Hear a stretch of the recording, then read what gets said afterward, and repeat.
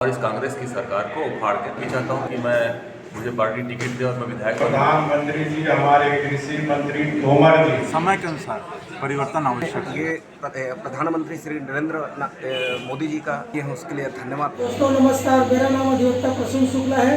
आज की वीडियो में मैं आपको बता रहा हूं कि झारखंड के पूर्व मुख्यमंत्री रघुवर प्रसाद की पत्रकार वार्ता और बेमेतरा जिला भाजपा के पूर्व अध्यक्ष श्री राजेंद्र शर्मा जी से मिलवाते हैं।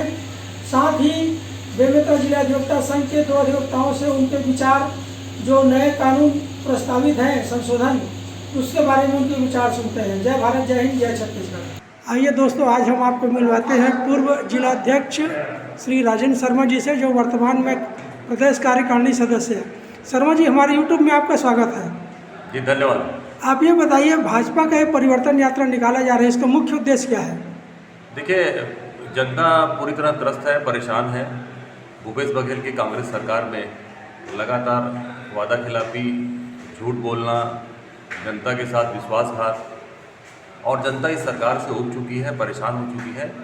जनता चाहती है परिवर्तन हो। भारतीय जनता पार्टी जनता की आवाज़ बनकर परिवर्तन यात्रा निकाल रही है और इस सरकार को बदलना है और सरकार को बदलकर भारतीय जनता पार्टी की स्वच्छ ईमानदार सरकार बनाना है। जो 15 साल के डॉक्टर रमन सिंह की जो सरकार रही है, इसमें उल्लेखनीय विकास कार्य हुए हैं, उसको जनता आज भी याद कर रही है और सबकी इच्छा है कि भारतीय जनता पार्टी की सरकार फिर से आए और इस कांग्रेस की सरकार को उखाड़ के फेंके। जी ये बताइए शर्मा जी कि बेमेतरा जिला में 3 विधानसभा क्षेत्र हैं। इन 3 विधानसभा क्षेत्र में भाजपा को आप क्या संभावना दिख रही है? भाजपा देखिए, तीनों विधानसभा में हम 2013 के चुनाव में जीते थे। भारतीय जनता पार्टी के तीनों सीट में विधायक बना था और आज 2023 में जब चुनाव होंगे तो निश्चित रूप से फिर से वो 2013 की पुनरावृत्ति होगी और तीनों सीट में भारतीय जनता पार्टी का विधायक बनेगा। ये बताइए, बेमेतरा विधानसभा क्षेत्र से आपकी प्रबल दावेदारी मानी जा रही है, टिकट की कितनी संभावना दिख रही है आपको? देखिए, राजनीति में सबकी अपनी अपनी इच्छा होती है। मैं भी चाहता हूँ कि मुझे पार्टी टिकट दे और मैं विधायक बनूं, लेकिन हम लोगों की भूमिका और ये सब चीज़ों को पार्टी तय करती है। पार्टी जिसको भी उम्मीदवार बनाएगी, निश्चित रूप से उसके लिए हम काम करेंगे। जी जी, बहुत बहुत धन्यवाद शर्मा जी, आपने समय निकालकर हमसे बातचीत किया। धन्यवाद, जय हिंद। अधिवक्ता राजेश शर्मा जी। शर्मा जी, हमारे यूट्यूब में आपका स्वागत है। जी धन्यवाद। ये बताइए, अभी केंद्र सरकार के द्वारा दंड प्रक्रिया संहिता और एविडेंस एक्ट और आईपीसी में परिवर्तन किया जा रहा है, तो यह इस परिवर्तन को आप किस दृष्टि से देखते हैं? देखिए, हिंदुस्तान में जो कानून अंग्रेज़ों के द्वारा लागू किया गया था, उसमें समय के अनुसार परिवर्तन आवश्यक है और जिन जिन धाराओं में परिवर्तन किया गया है, उन धाराओं में परिवर्तन आवश्यक था और भी बहुत सारी धाराएं हैं जिसमें परिवर्तन किया जाना चाहिए, क्योंकि अंग्रेज़ों के ज़माने के कानून हैं, उसमें बदलाव आवश्यक है। ये बताइए, अभी हाल ही में कल नया संसद भवन के उद्घाटन के इसमें हुआ है जी, और वहाँ एक महिला आरक्षण बिल प्रस्तुत किया गया जी है, जी। तो इसको आप किस दृष्टिकोण से देखते हैं? देखिए, हिंदुस्तान में आधी आबादी महिला का मानते हैं और हिंदुस्तान में अगर 33% या 35% जो महिलाओं को आरक्षण दिया जा रहा है, वो ठीक है, उसमें होना चाहिए। अनुसूचित जाति जनजाति की महिलाओं को भी इसमें प्राथमिकता मिलेगी, वो आगे आएंगे।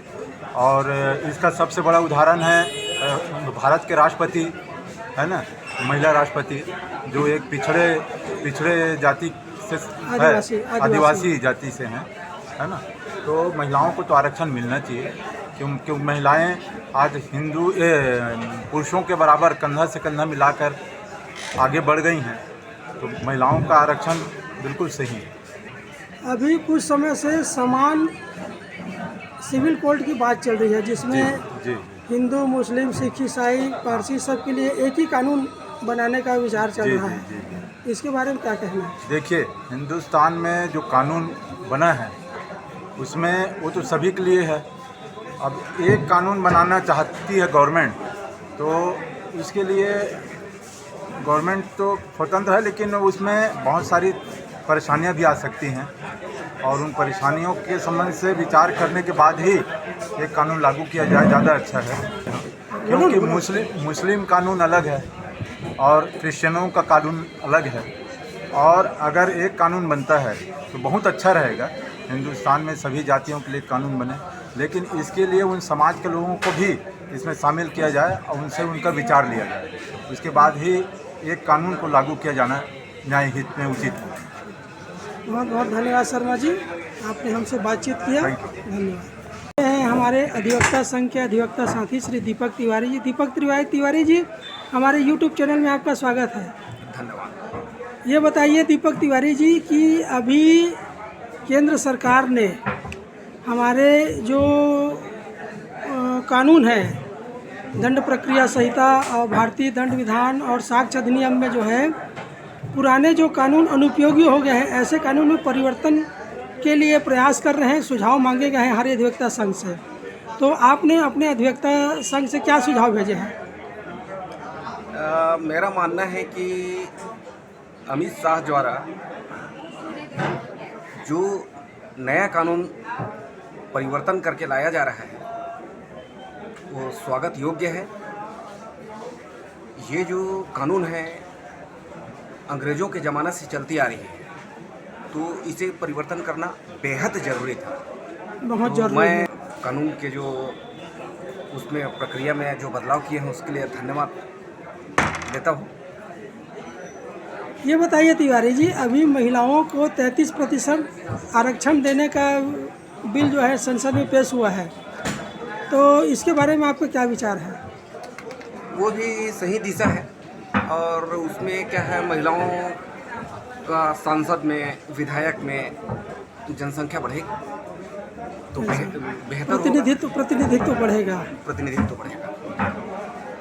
एक और वो बात चल रही है, देश में बहस का मुद्दा है कि समान सिविल कोड होना चाहिए। सही है। मतलब सभी जाति, वर्ग, धर्म, संप्रदाय के लिए एक कानून, एक देश एक कानून होना चाहिए। सही है। तो इसके बारे में आपका क्या विचार है कि यह मुस्लिम धर्म और हिंदू धर्म के बीच वैमनस्यता तो नहीं बढ़ाएगा? नहीं, एक देश का एक कानून ही होना चाहिए। समान रूप से अगर मुस्लिम ला लागू किया जाता है तो हिंदुओं को फिर 5 शादियाँ करनी पड़ेगी। वैमनस्यता है, जो दुर्भावना है वो बढ़ेगी। कानून सबके लिए समान है, तो सबके लिए बराबर हक व अधिकार होना चाहिए। किसी विशेष समुदाय के लिए विशेष अधिकार नहीं होना चाहिए। सामान्य रूप से सबके लिए कानून होना चाहिए। बहुत बहुत धन्यवाद तिवारी जी, आपने समय निकालकर हमसे बात किया और किसी नए विषय पर आपसे चर्चा करने के लिए आएंगे। धन्यवाद। कि धान का पैसा अगर वो देती है तो साबित करे, क्योंकि वही धान की कीमत यूपी में 1200 रुपये में एमएसपी दी जा रही है और यहाँ हम 2800 देने की तैयारी कर रहे हैं। तो फिर जब केंद्र सरकार जब धान का पैसा देती है तो ऐसा भेदभाव क्यों? और दूसरी बात, महिला आरक्षण को लेकर अभी हमने एक स्टेटमेंट देखा है आपके वरिष्ठ नेत्री और पूर्व मुख्यमंत्री उमा भारती जी का। उन्होंने कहा है कि महिला आरक्षण बिल में ओबीसी महिलाओं के लिए नुकसानदायक है, उनमें ओबीसी महिलाओं का आरक्षण रखना है। देखिए, सारा दुनिया जानती है, आप प्रेस के लोग भी जानते हैं, जब देश में किसान आंदोलन चल रहा है उसके पूर्व ही स्वामीनाथन रिपोर्ट के आधार पर माननीय प्रधानमंत्री जी, हमारे कृषि मंत्री तोमर जी एमएसपी 1.5 पूरा बनाने का काम, और उसके तहत ही सारे देश के राज्यों में एमएसपी 1.5 पूरा बनाने का काम। और ये जो कांग्रेस पार्टी जनता के साथ विश्वासघात करने वाली पार्टी, जिनको जनता को ठगने का काम किया, उसको मैं चुनौती देता हूं कि छत्तीसगढ़ में 2184 रुपया भारत सरकार एमएसपी के माध्यम से भेजती है। दूसरा, महिला आरक्षण के संदर्भ में बिल पेश हुई है, आज बहस चल रहा है, उनके सारे प्रावधान आने वाले समय में स्पष्ट हो जाएंगे। कानून जो बनते हैं, कानून मनुष्य बनाता और मनुष्य के लिए बनाता, तो कानून में कोई भी कमी होंगे, सुझाव आएंगे तो उस कमी को सुधारने का काम भी मोदी सरकार करने का काम करेगी। विश्वास की बात कर रहे हैं आप, तो भाजपा सरकार ने भी किसानों को 300 रुपये धान में बोनस देने की बात कही थी, रमन सरकार ने वो तो दी नहीं, तो जनता भरोसा कैसे करेगी आपको? देखिए, अगर हमने नहीं दी तो जनता ने हमें सबक सिखाया।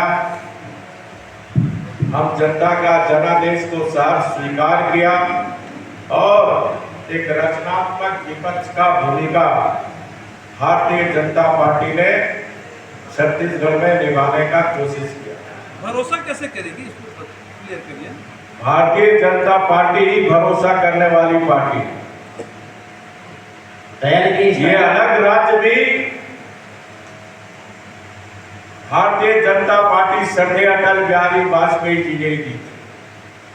क्या ये देश की जनता को विश्वास है भारतीय जनता पार्टी जो करती है सो करती है।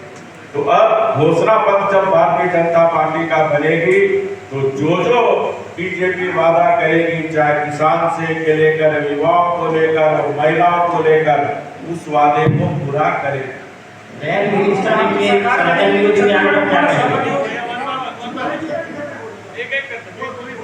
आज से यदि छत्तीसगढ़ की सरकार बनती है तो पूर्ण शराबबंदी होगी या नहीं? शराबबंदी पूर्ण होगी या नहीं? ये पार्टी के हमारे छत्तीसगढ़ के आपस में हमारे नेता बैठेंगे और पार्टी की जब घोषणा पत्र बनेगी तब आपको इसका उत्तर स्पष्ट मिलेगा।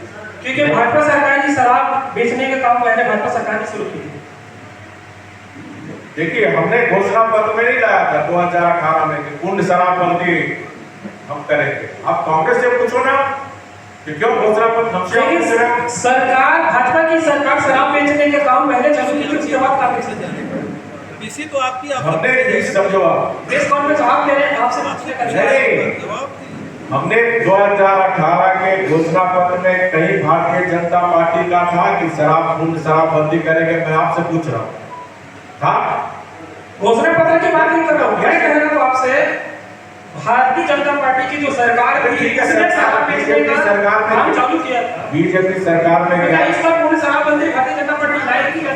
बीजेपी सरकार, रमन सिंह की सरकार क्या था नहीं था उस पर नहीं जा रहा, आपको भी नहीं जाना। लेकिन चुनाव के समय हर पार्टी घोषणा पत्र जारी करती है कि हम आएंगे सरकार में तो ये घोषणा को तो भारतीय जनता पार्टी क्या घोषणा पत्र लागू की थी? घोषणा पत्र किसने लागू की? कांग्रेस पार्टी। तो आप कांग्रेस से पूछो।